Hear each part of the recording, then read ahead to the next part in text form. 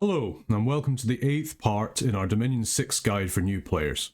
In this part, we'll be talking a little bit more about priests, scales, and Dominion, and maybe we'll get another battle in. That was another deep dive last episode, so hopefully you found it informative. So, it's the start of turn 5 late summer. We managed to take over Felden Forest in a very convincing battle against the independent forces. Let's have a little look at the map. Let's start the turn by having a look at Felden Forest. We're going to select Lothar, and we're going to start moving him back over to Ulm to pick up reinforcements and start expanding elsewhere. The reason for this is mostly because he cannot cross these rivers to the west, and we don't really want him going down under the ground with such few forces. Our Mastersmith, Folk, is currently sitting in Yankeep, and we're going to tell him to search a site. You can either do this by pressing Shift and S, or select the Search for Magical Sites feature. You can also automatically search for magical sites, but I find that sometimes cuts out, and it's usually better to just do it manually, just so you can keep an eye on things when they happen. So we'll tell him to search for magical sites.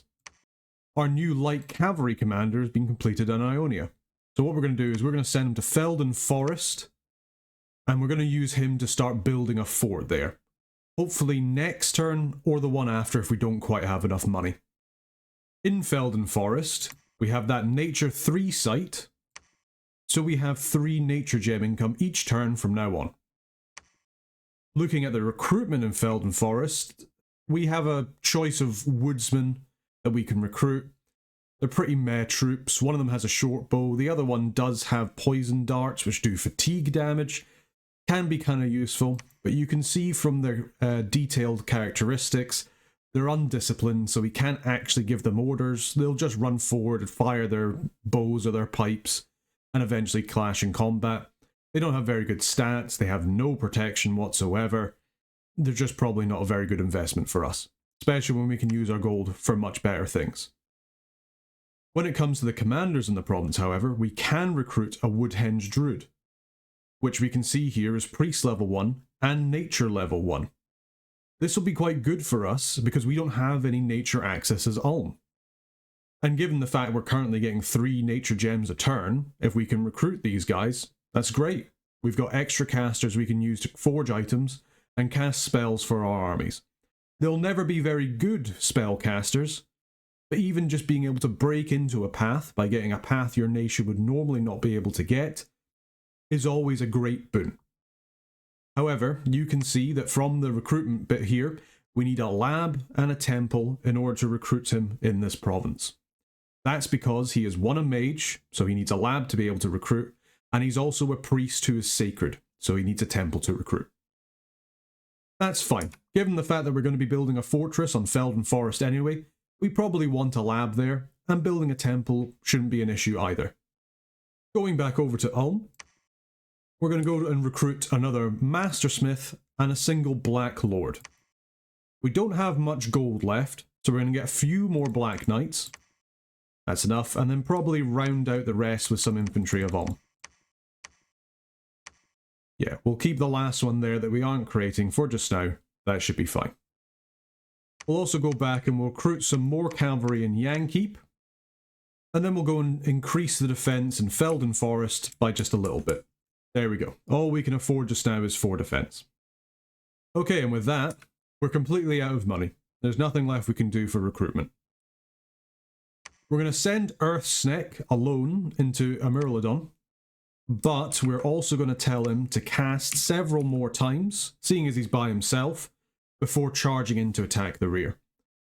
As far as spells goes, we still only have Flying Shards, but we're going to tell him to cast Flying Shards 3 times, before charging into the enemy. Hopefully he'll be able to kill a couple of them before he closes them, so they get less of a squad bonus for their morale checks.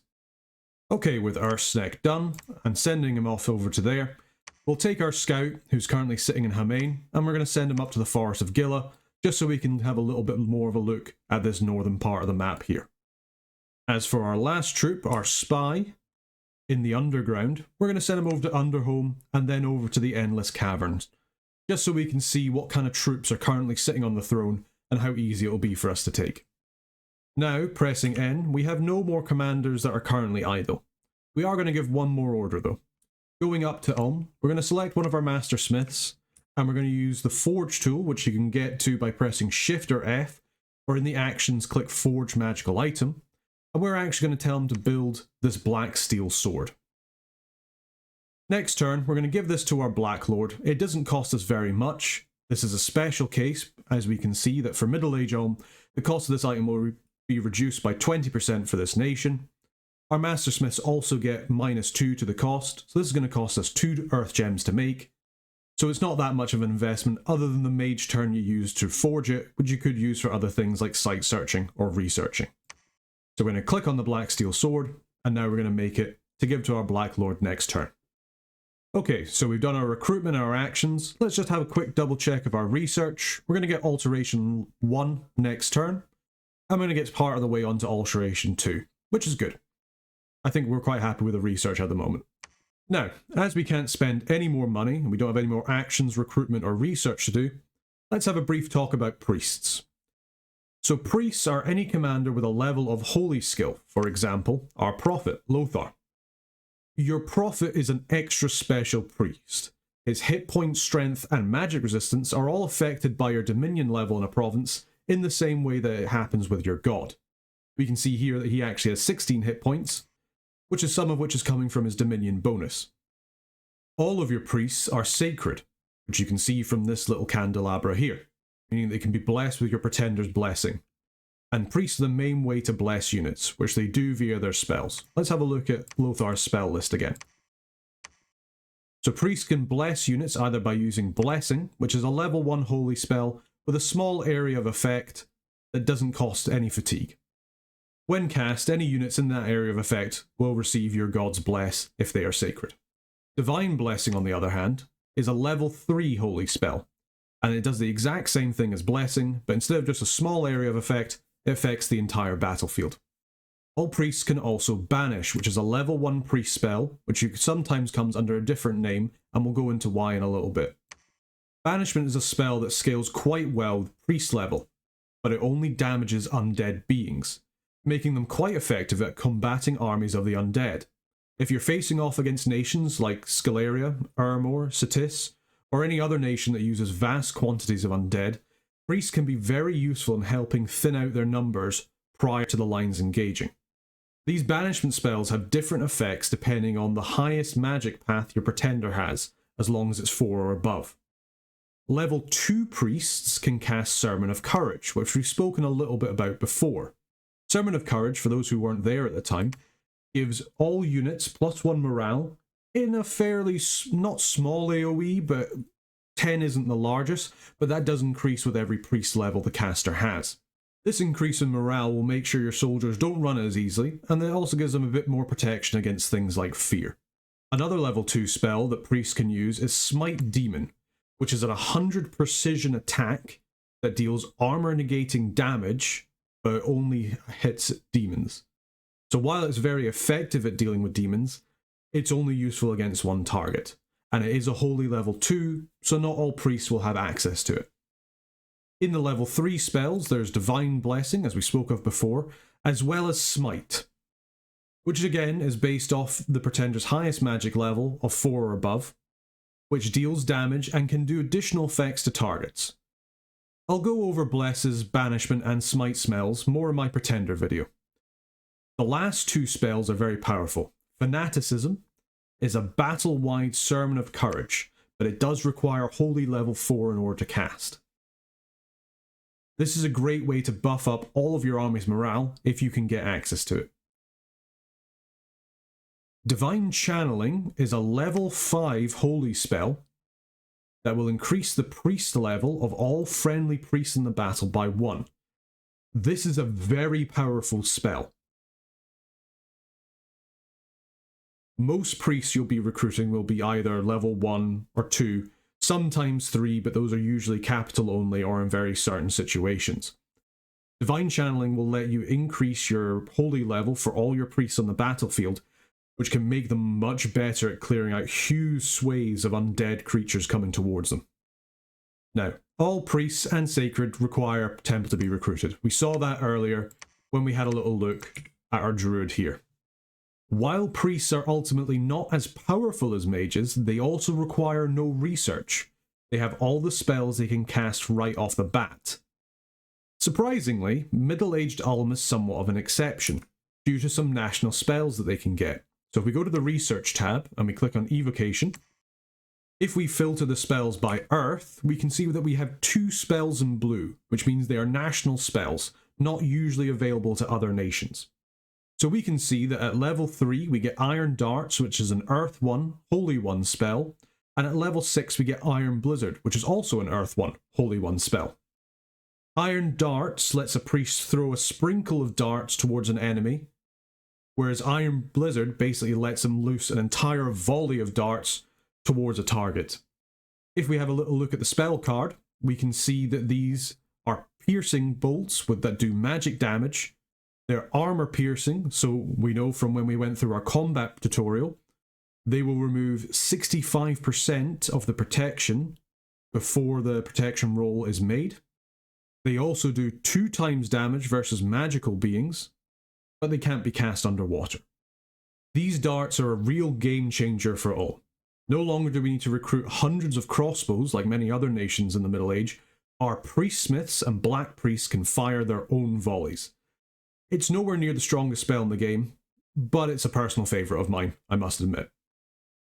Do know that when choosing whether to use a black priest or a priestsmith, priestsmiths are better for casting this, as they have access to Earth level 2, and as we went over last video, when it comes to cross-path spells, only the leftmost path matters for having increased levels. Taking that into account as well, remember that priestsmiths can also cast, natively without gems, summon earth power, so they'll actually be Earth level 3, which means this fatigue cost of 50 suddenly goes down to like 18. Okay, let's go back to our game now. Let's have a little look at province scales. As we can see by clicking around, we can see that under the Dominion tabs, the scales in different provinces are different. So in Yankeep they're like these, they're different in Ionia, they're different in Felden Forest, and they're also very much different in Ulm. Scales will vary in provinces due to events, season, and magic sites, but they will also try and drift back to the scales that were set for the Pretender at Pretender design, but only when they're under that Pretender's dominion. The chances of scales moving towards the Dominion scales at the end of the turn is 5% multiplied by the Dominion level in a province, plus 10% times the difference between the current scale and the Dominion scale. So if the difference is big, scales will change quickly regardless of Dominion level. When there's only a small difference in scales, it will be mostly through the Dominion strength in a province. When it comes to the seasons, summer will increase the temperature scales by 1, and in winter it will decrease the temperature scales by 1. Scales can range anywhere from -5 to +5, but they're usually within -3, +3.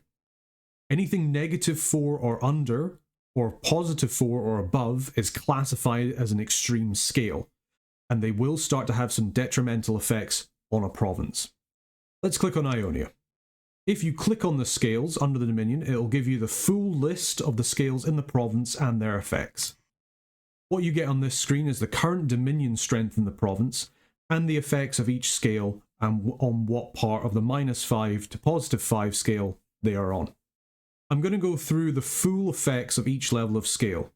For the following explanation, remember that for the bad side of scales they are negative. So, if we're multiplying them together, that would make the positive benefits into negative ones and vice versa. Always remember that bad scales are bad for provinces. So, for order and turmoil scales, you multiply the scale level with the following: income plus 3%, resources plus 2%, recruitment points plus 10%, unrest reduction plus 1, and -2% random events in the province, which obviously goes up and down the further to the extremes you go. Productivity sloth is the multiplication of the scale level with income plus 3 and resources by 15% in the province.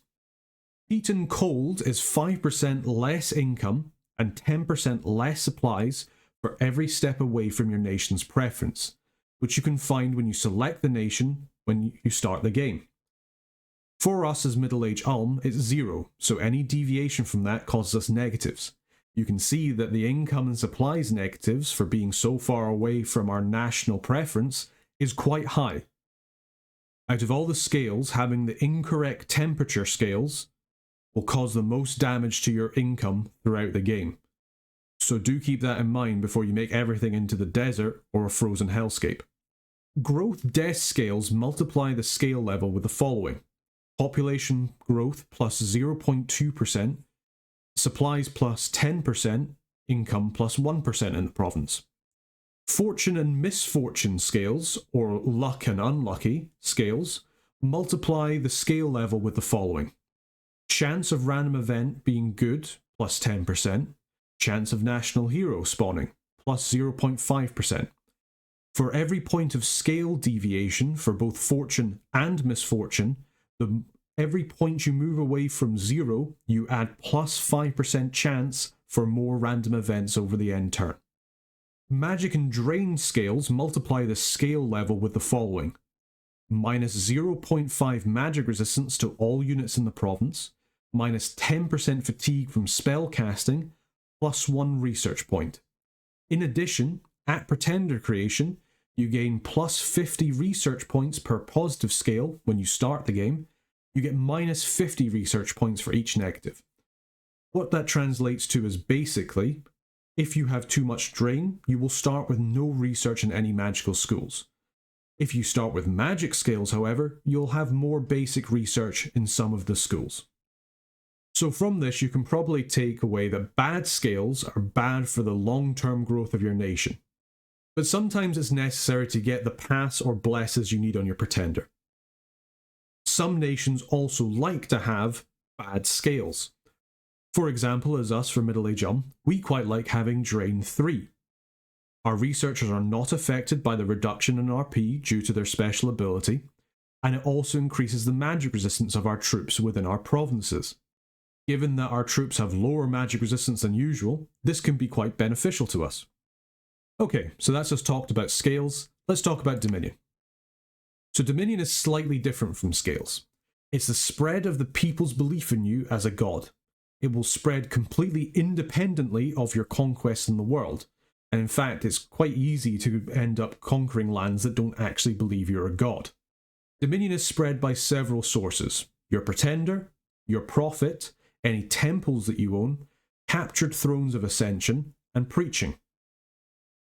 Your Pretender, in this case Earthsneck, will automatically result in an increase or spread of Dominion by 1, plus 2 temple checks. Your Prophet, home province, and each temple you have will cause 1 temple check each turn. Temple checks happen over the end turn, and each temple check has a chance of increasing your Dominion, which is your maximum Dominion, multiplied by 5%, plus 50%. If this check is successful, this will increase the Dominion in the province that the temple check was made in. If there's no Dominion in that province, friendly or unfriendly, it automatically adds 1 Dominion. If the province has friendly Dominion in it already, which you can see from these candles here, it has a chance of increasing in the province of 30% minus 3% times the current friendly Dominion in the province up to your maximum Dominion. If it doesn't increase the Dominion in that friendly province, either because you're already at your max Dominion or it failed that check, it will then spread to a random neighbouring province and do that check again repeatedly until your Dominion is spread. This means your Dominion increases can spread to faraway provinces if all of it moves through friendly Dominion. If the neighbouring province is a sea province, for example, Ulm and Baptizer, because Ulm is a land province and Baptizer is a sea province, if during this automatic Dominion spread, it randomly chooses to spread to Baptizer, there's then an additional 50% chance that a different neighbouring province will be selected instead. It's much harder to randomly spread your Dominion over the seas unless your face is coming from within them. Enemy Dominion is different in that it puts up a fight against your Dominion spread. If the spread goes into enemy Dominion, it has a chance to reduce the enemy Dominion by 50%, plus your maximum Dominion score times 5%, minus the current enemy dominion in the province times 5%. This means it's far harder to reduce high enemy dominion in comparison to low dominion, creating a wall of faith against your dominion spread. In order to help counter this, priests can help spread your dominion. They can raise the dominion level of the province that they are in by preaching as an action. Note this will only ever increase the dominion in the province that they are in. However, if that province gets to your maximum dominion, any temple checks that happen in that province will automatically spread its dominion increase to other provinces. The chance of preaching increasing your dominion in a province is 30% times the priest's holy level minus any enemy dominion's level in the province times 5%. It's quite a bit harder to increase your dominion with low-level priests in an area of high enemy dominion. They just can't get through to the people. Do note, however, that if there is a temple in the province where the preacher is preaching, they are counted as half a holy level higher for this calculation. So a holy level 2 priest is counted as a level 2.5 priest. Or if our prophet was to do it, he would go from being a level 3 holy priest to a level 3.5 holy priest for the terms of the calculation of preaching dominion spread. The limit that a priest can raise the dominion level in a province to is its priest level times 2, but that does include the half-point bonus for being in a province with a temple. So if we were to look at our independent priests that we can potentially recruit in Yankeep, they are a level 1 priest. In a province without a temple, they can increase the dominion in that province to a maximum of 2. If they are in a province with a temple, they can increase it to a maximum of 3 in that province. Take care when preaching, as the game will not tell you when your priests are no longer having an effect on the dominion in a province. You'll have to remember that you set them to preaching and go on to go and change their orders yourself manually. Some priests have special abilities. If we go to Ulm and we have a look at our black priests here, they have the Inquisitor ability.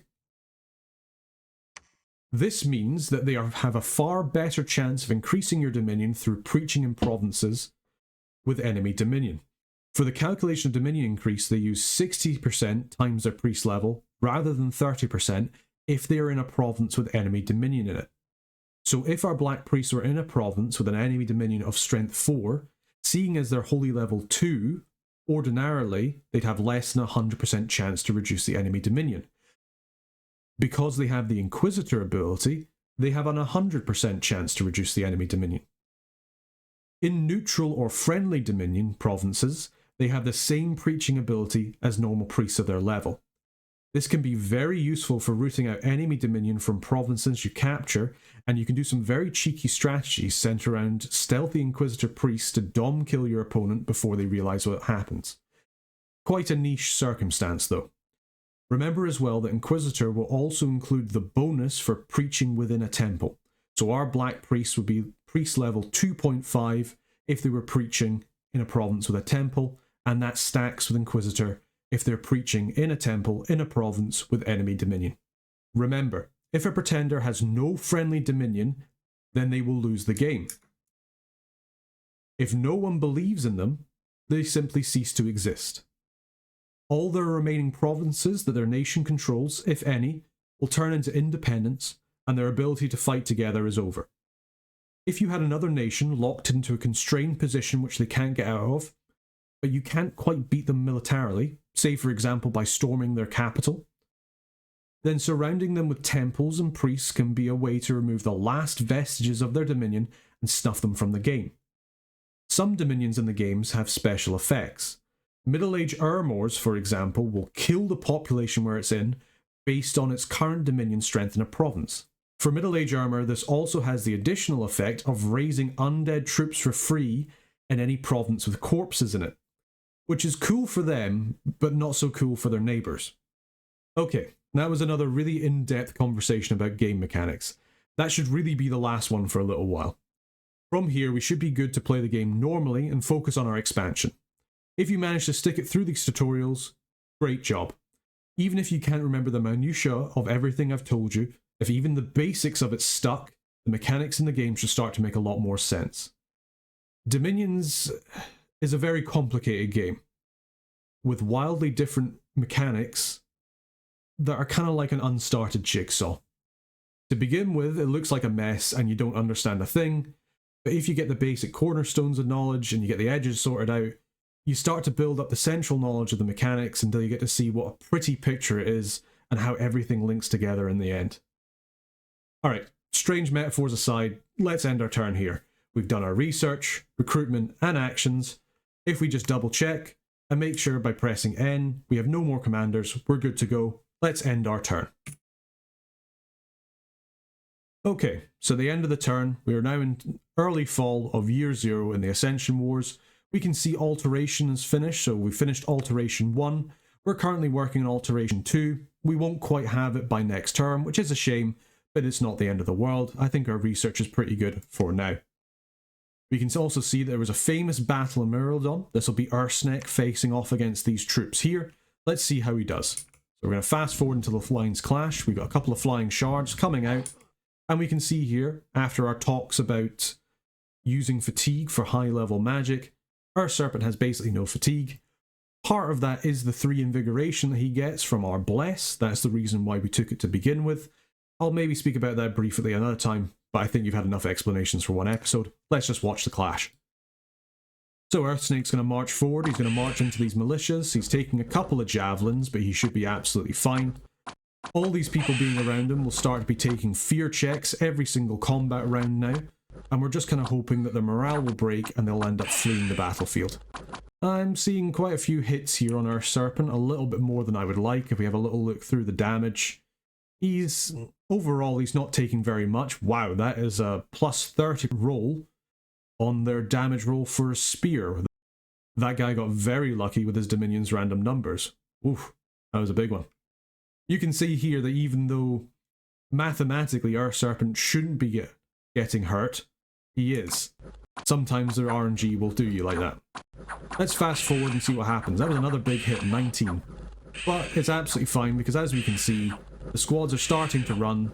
They're not really happy about fighting a big old snake, and they're starting to run.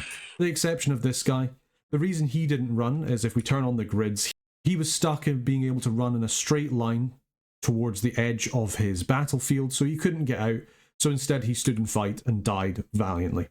But with that, the independent armies are routed. Fantastic. Having a little look, our Serpent went against 96 independent forces by himself. He only killed 9 of them. He doesn't do the most damage and he doesn't have the best stats, but he was just able to sit there and fear them away. Fear is a very good way of expanding in the early game to help you take less casualties and take provinces you otherwise shouldn't have been able to. Okay, and with that the battle is done. We also have a new famous hero, which is story of Lothar's brave deeds. So by running away, everybody thinks he's a hero. Good on you, Lothar. Also, going back to our messages for a second, we can see here that folk has tried to search Yankee for magic sites, but none were found. So from that, we know there's no Earth 2 sites, no Fire 1 sites, or Air 1 sites in the province. You can check this in the future by right-clicking on the province, and it will show you what magic paths you've searched for here. Okay, another doozy of an episode, but hopefully this one was helpful. Next time, we're going to focus fully on our expansion, really start taking some territory, and see what the map holds for us. Until next time, take care.